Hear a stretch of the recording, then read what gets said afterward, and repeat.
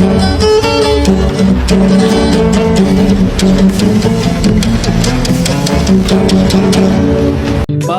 kanino ba ang batas na sinasa...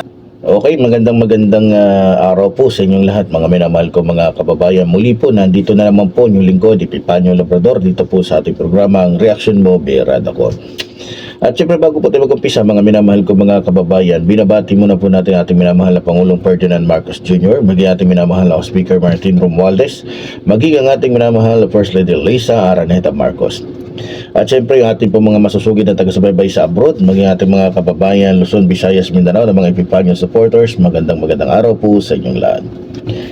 Okay, sa araw po ito, mga minamahal ko mga kababayan, ay pag-uusapan po natin ito pong ginawang kawalangyaan ng anak po ni Rodrigo Roa Duterte, na walang iba kundi itong si Paulo Duterte. So, alam nyo, marami pong nabulantang, lalong-lalo na yung mga supporters nila, no? Kasi todo suporta sila dahil pinapalabas nga nila na mabait, makadiyos, magalang, sumusunod daw sa batas. Ito pong mga Duterte. Kumbaga, gusto nila palabasin na sinisiraan lang. So, eto na ngayon. Kung papanoorin nyo po yung video, kung paano po tinakot, kung paano po kumbaga talagang ginulpi nitong ni Paulo Duterte, yung kaawa-awa nating kababayan na walang kalaban-laban, na sa una pala makikita nyo na walang planong lumaban at walang kalaban-laban dahil nga sa tad-tad ng mga bodyguard etong si Paulo Duterte, no? So, dumako tayo sa usapin patungkol sa kanyang pagiging congressman. Alam nyo, bilang isang congressman, etong si Paulo Duterte, dapat alam niya ang batas Kasi gumagawa sila ng batas. At alam ko na alam niya ang batas na dapat ang sino man o kahit sino, presidente ka man, gobernador ka man, wala kang karapatan na ilagay sa mga kamay mo ang batas. At walang karapatan ng sino man na manakit, lalo na wala kang matinding dahilan, no? Ang alam ko lang na may karapatan kang manakit kung halimbawa sundalo versus Abu Sayyaf, gera. So, may karapatan ka magpaputok o pumatay dahil ang usapin dyan ay gera, papatayin ka rin So, self-defense yun. Dito, hindi papasok dito yung self-defense. Bakit? Kasi, kitang-kita nyo naman. Diba? Ngayon, ang nakakatawa pa dito, ang lakas-lakas nilang sabihin, o ang lakas-lakas nilang magsalita, na bangag daw ang ating mahal na Pangulo. Ngayon, kung papanoorin mo po yung bidyong yun, hindi po yung gawain ng isang taong nasa tamang pag-iisip. Congressman ka, pinakita mo sa mga tao kung paano ka manungag. Ginagawa lang ng demonyo yun na mataas ang sungay. Pero hindi tayo magtataka dahil demonyo naman talaga sila. Kaya hindi na ako magtataka kung bakit ang tinutuhog o ang pinampapalo ni Paulo Duterte, yung ulo niyang 10-10 yung sungay. Diba? So, eto na. Sabi nila, bangag daw ang ating mahal na Pangulo. Ngayon, sa tingin nyo ba, trabaho yun ang hindi bangag? Gawain yun ang hindi bangag, yung ginawa ni Paulo Duterte? Gawain ba yun ang matinong politiko? Gawain ba yun ang nasa tamang pag-iisip? Hindi po. Gawain lang po yun ng totoong bangag. Ito rin sinasabi natin. Sa kakasira nila, paninira nila sa ating mahal na Pangulo, ipinahihintulot ng Diyos na ipakita sa lahat na ito yung totoong mga bangag. Itong mga nagsasabing ito na bangag si Pangulong Ferdinand Marcos Jr., hinayaan ng Diyos na lumabas yung kanilang totoong kulay, o hinahayaan ng Diyos na lumabas yung ebidensya na yung nagsasabi nga na bangag ang ating mahal na Pangulo, sila yun.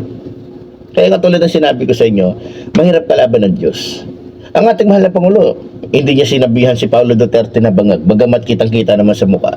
Si Si Baste, kitang-kita naman sa pangangatawan, kitang-kita sa mga tato na talagang bangag. Tama? Pero never nagsalita ang ating mahal na Pangulo, bangag ka. Kahit si Duterte. Ha? Ang sinabi lang ng ating mahal na Pangulo, baka yan ay sanhi ng kanyang paggamit ng fentanyl. Totoo naman eh. Di ba? Totoo naman, gumagamit ng fentanyl. Walang paninira doon.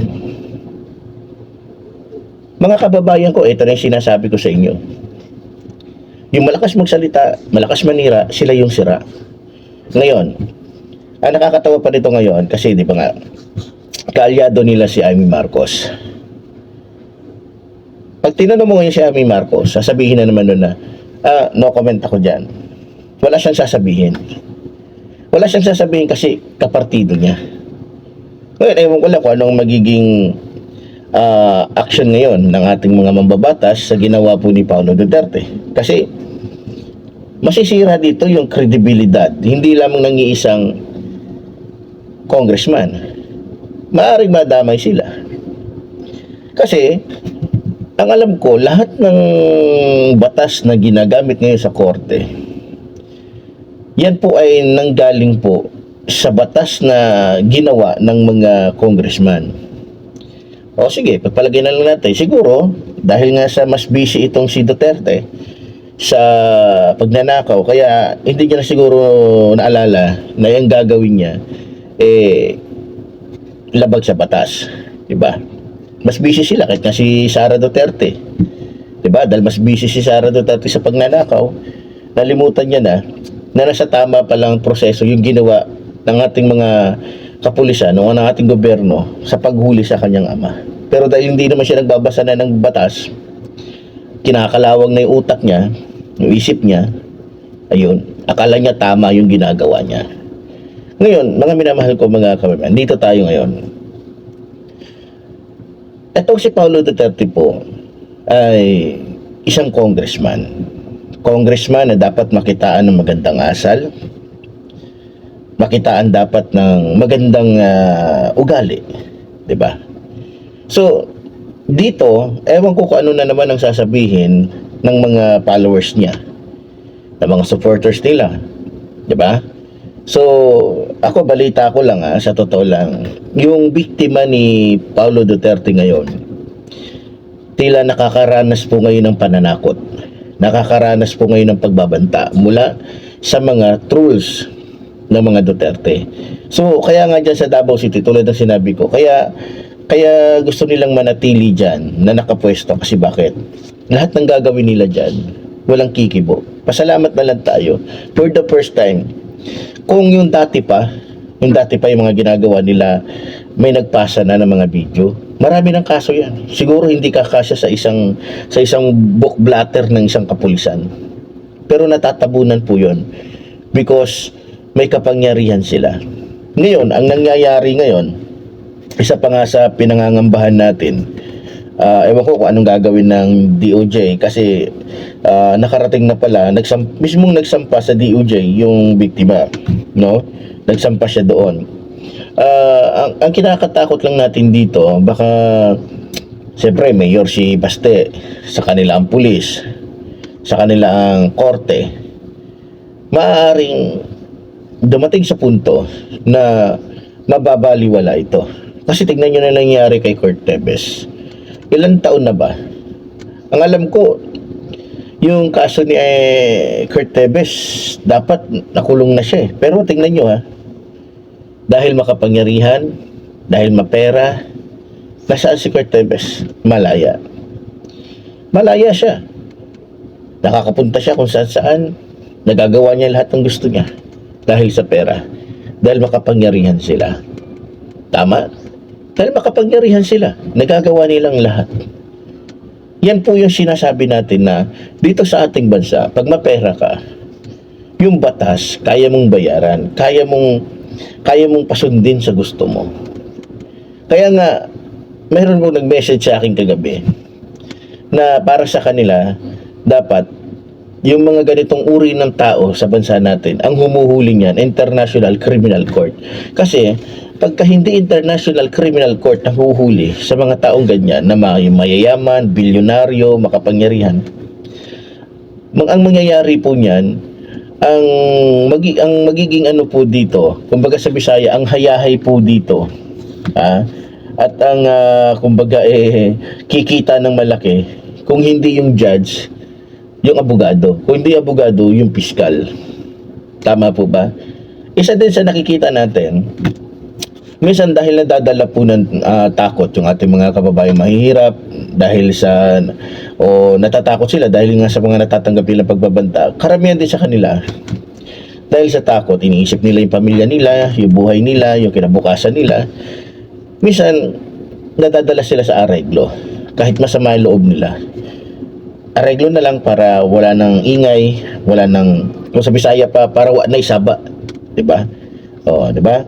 So sa Bisaya pa, yung meron pa isang salita doon na para way kuti, 'di ba? So para walang gulo, walang ingay, walang etc. etc. So yan ang nangyayari. Kung di naman, kapag malaki naman yung atraso ng isang katulad ng mga taong katulad ni Paulo Duterte, nadadala po sa areglo, nadadala sa pera. Sige, areglo na lang. Areglo na lang. Gusto nyo, pag mamamatay kayo, kasama nung ano nyo, o tatanggapin nyo yung pakikipag-areglo. So, yan ang nangyayari ngayon. Yan ang nangyayari ngayon sa ating bansa. At laging nangyayari yan sa lahat ng panig ng ating bansa. Kapag mayaman yung nakadisgrasya, pag mayaman yung nakakaagrabyado, madali nilang nalulusutan yung kaso nila because of money. At syempre, dahil din sa kapangyarihan. Ngayon, ewan ko lang kung ano ang sasabihin o gagawin nitong mga Duterte. Balita ko parang hindi lang dalawa, parang 4 na yata na kaso ang smuggling yata. Yung kasi may kaso na to si Paulo Duterte na smuggling, tama. At plunder din yata. Ay hindi, si Bongo pala yung kinasuhan ng plunder, pati si Rodrigo Roa Duterte ni Senator Antonio Trillanes. So, dito mga minamahal ko mga kababayan, lalong-lalo na sa mga taga Davao, sana po ay mabuksan na po ang inyong mga kaisipan sa katotohanan na kayo po ay niloloko lamang. Tingnan nyo naman kung tutuusin, tignan nyo, kung gagamitin nyo lang yung pag-iisip ninyo, yung inyong pananaw, yung inyong mata, yung tainga ninyo, makikita ho ninyo na talagang sabog. At ito pang nakakatawa, parang lumalabas tuloy ngayon na kadramahan lang ang lahat ng ginagawa nila. Bakit? Biro mo habang ang taong bayan na sinasabi nila, sila lang may sabi nun sabi nila nagluluksa daw ang taong bayan dahil sa pagkahuli, o nalulungkot daw kasi si Marcoleta ang sabi nun nalulungkot tayo sa pagkahuli ni Pangulong Duterte na kusan dinala sa dahig, habang ang mga supporters ng mga Duterte ay talagang nagluluksa, nalulungkot. Abay, yung mismong anak nagliliwaliw, nagpapakasarap sa mga bar, at yung bar na pinuntahan niya, yun yung uri ng bar na mayroong pudong mga babae na pwede nilang gamitin kapalit ng pera. Tingnan nyo paano ko sinabing pinagluloko lang kayo ng mga Duterte, habang nagluluksa, habang nalulungkot yung mga may isang congressman na inuubos yung pera ng taong bayan para lamang pumunta sa bar. Para pumunta sa bar kasama yung mga tauhan niya. Ngayon, hindi po alam ni Paulo Duterte na may isa siyang tauhan doon na best friend ng aking kapatid. At yun nga, ayoko na lang banggitin for security reason na lang. Kapag ito pala si Paulo Duterte pumupunta sa mga ganong klaseng lugar, lahat sila meron niyang pagkain, libre yan inom, pero yung mga bodyguard niya, hindi yun umiinom ng todo kasi bodyguard nga sila. Pero gastos pa rin. Kasi VIP room ang kinukuha nila. Hindi sila nakikihalo dun sa yung mga lamesa-lamesa lang. No. Pag pumasok pala yan, si Paulo Duterte sa isang bar, halos kalahati niyan. Walang pwedeng umupo dahil nandiyan dyan yung congressman. Alam niyo ba magkano nagagastos niya sa bar? Ayon po sa ating natanggap na report, pinakamababa na ang 50 mil. Pinakamababa, 50 mil. Tapos yung mga babae pa. Kaninong pera yun? Pera ng mga taga Davao. Pera nating mga Pilipino. Tingnan nyo ha. Hindi pa ba kayo magigising sa katotohanan? Hindi pa ba kayo magigising na niloloko lang kayo? Bobo na lang talaga yung taong susuporta pa rin sa ganitong klaseng congressman. Ito nga nakakatawa. At ito ang naisip ko May batas po tayo ngayon na kapag pulis ka, tapos naka-uniform ka, bawal kang pumasok sa bar. Batas po yan ngayon na ang mga congressman din ang ang author niyan o gumawa ng batas na yan. Sana gumawa din tayo ng batas na basta congressman ka, naka-civilian ka man o hindi, dahil pera ng bayan ang nasa kamay mo, bawal kang pumasok dyan. Sa mga bar, bawal kang mag-happening ng ganong klaseng happening. Nag-uubos ka, naglulustay ka ng pera ng taong bayan habang may mga taong naghihirap, walang maulam, walang masaing, walang pambili ng gamot. May isang congressman na naglulustay ng pera ng taong bayan. Sana gumawa ng isang batas. Ngayon, kung ayaw na ni Paulo Duterte na mag-congressman, tapos gusto niya yung ganong di ba? Ito pang masakit na nabalitaan natin. Na kapag ito si Congressman Puloy Duterte daw, di man magito si Baste nung hindi pa to mayor. Kapag kursonada nilang hindi magbayad sa isang bar, walang nagagawa yung bar. Walang nagagawa yung bar, kundi tanggapin ang katotohanan na napasok sila ng mga anak ni Rodrigo Roa Duterte na mga barumbado, mga bastos, mga naghahari-harian dyan sa Davao City. Meron pong tumawag sa akin pero nakiusap na huwag sabihin yung pangalan ng bar, maging pangalan niya, dahil yung dalawang bouncer daw nila pag uwi nung madaling araw, 2:00, dahil nga sa nagreklamo doon sa police station, yun, bigla na lang binaril yung dalawang bouncer nila na walang kaabog-abog. Marami pong tumatawag sa akin dahil sabi nila, maganda sa'yo namin sabihin kasi hindi ka natatakot. Kasi kung sasabihin namin ito sa ibang vlogger, mukhang hindi mangangahas na sabihin yan. Pero sinasabi ko lang sa inyo totoo. Kung iisipin, kung yung pangyayari noon ay na-i-blatter yon, noong mga panahon na si Rodrigo Roa pa ang mayor, ibabalik natin sa mga, lagay natin mga 2000, flat 2000. Yan. Doon pala, marami na silang ginawang mga krimen. Pero hindi po yun na blatter. Hindi nasulat doon sa blatter, police blatter. Bakit? Nagagamitan ng impluensya. Pera. So, alam nyo, sa totoo lang, ito naman talagang nangyayari ngayon sa ating bansa. Kapag anak ng politiko, kapatid ng politiko, asawa ng politiko, hindi nasasama doon sa blatter. Kung nasasama man, biglang nawawala. O biglang nakikwitch, biglang nagkakaroon ng areglohan, walang nangyayari. Umaatras yung mga, di ba? So, tulad po ng sinasabi ko, ito sana magising po ang ating mga kababayan na mayroon pong isang Paulo Duterte na ewan ko ba kung bakit nandiyan lagi yan sa bar. Kasi ayon po sa nakausap ko kagabi, kasi tumawag po agad ako doon. Kasi may nagpa-ano po agad sa aking Facebook sa messenger natin. Maraming mga taga Davao ang nagsusumbong. Sabi nila, grabe, kung may pera lang kami, kung may kakayahan lang kami, ayaw na namin sa Davao City. Pero dahil sa magandang income dito, kahit pangit yung nangyayari sa amin, dito na lang kami, 'di ba? So, inaamin naman nila na pagdating sa Davao City, maganda ang hanap buhay. Hindi ko rin yan itatanggi. No? Dahil mismo yung mga kamag-anak ko nandiyan dyan sa Davao City. Pero ang hindi nila gusto, although maganda ang hanap buhay nila dyan, pero para silang mga alipin ng mga jablo na kung saan bawal kang kumibo, bawal kang magreklamo, bawal lahat. So masaklap po ang kanilang nararanasan, mga minamahal ko mga kababayan.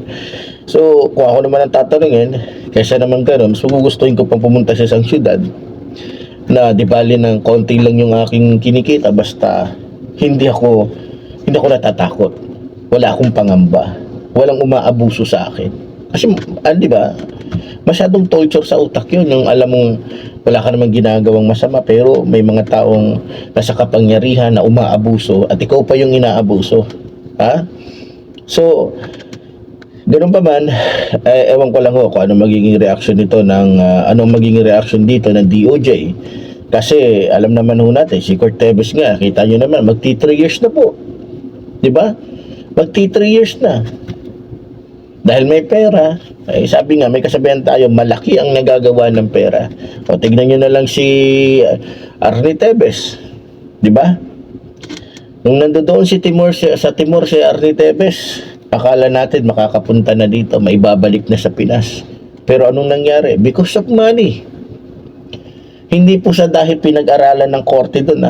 Nalaman ko po, mga minamahal ko mga kapatid, nalaman ko na kaya inaprubahan yung political asylum nito ni Arnie Tevez because sa mga ibinibigay niya sa gwardiya, kung kani-kanino doon.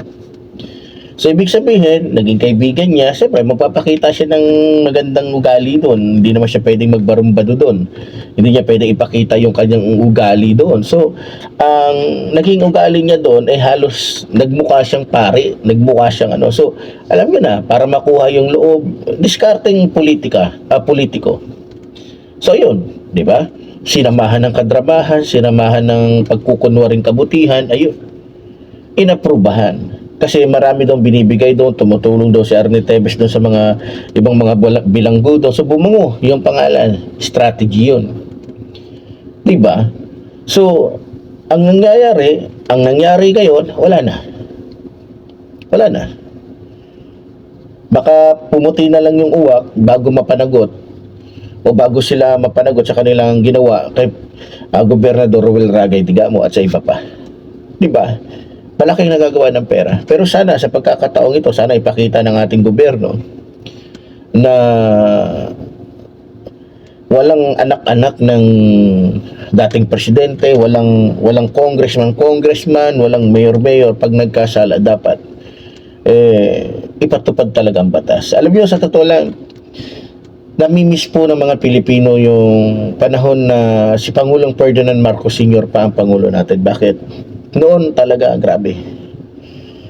Talagang ang batas ay batas. No? Walang sinisino, batas ay batas. Pero ganun pa man, umaasa na lang po tayo na makakagawa ng aksyon ang ating gobyerno laban po dito. So, hindi ko pa naririnig, hindi pa naman nagsasalita si Puloy kung ano yung kanyang reaction dito, hindi ko pa napapanood. Ewan ko lang kung meron na kayong napanood, pero sa akin wala pa po.